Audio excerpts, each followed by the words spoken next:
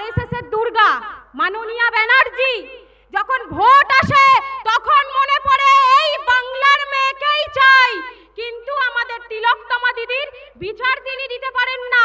9 বছরের তামান্নার বিচার তিনি দিতে পারেন না। আমরা রাস্তায় থাকবো নারী নিরাপত্তার জন্য।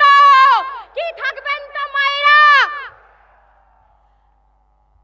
এইভাবেই আমাদের রাস্তায় নেমে লড়াই করতে হবে তৃণমূলের চোখে চোখ রেখে।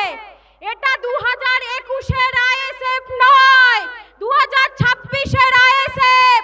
এটা নবান্ন কোম্পানিকে মনে রাখতে হবে, পিসি ভাইপোকে মনে রাখতে হবে। রিঅ্যাকশনের পাল্টা অ্যাকশন হবে এবার থেকে।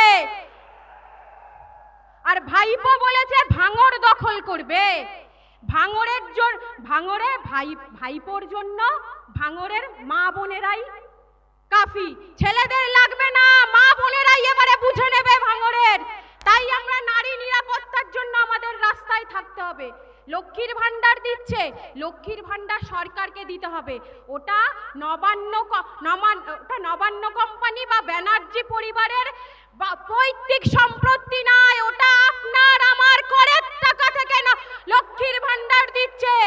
তাই বন্ধুগণ, আমাদের রাস্তায় নেমে লড়াই করতে হবে। আমরা সবাই একসাথে লড়াই করব, চোখে চোখ রেখে লড়াই করব। 2026-এর বিধানসভা ইলেকশন হবে হলো চোরদের বিরুদ্ধে, চাকরি চুরির বিরুদ্ধে।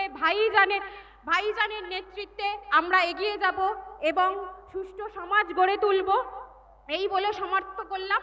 এবং আমি দুটো স্লোগান দেব, গলার আওয়াজটা যেন 14 তলা অবধি পৌঁছায়। ইনকিলাব জিন্দাবাদ।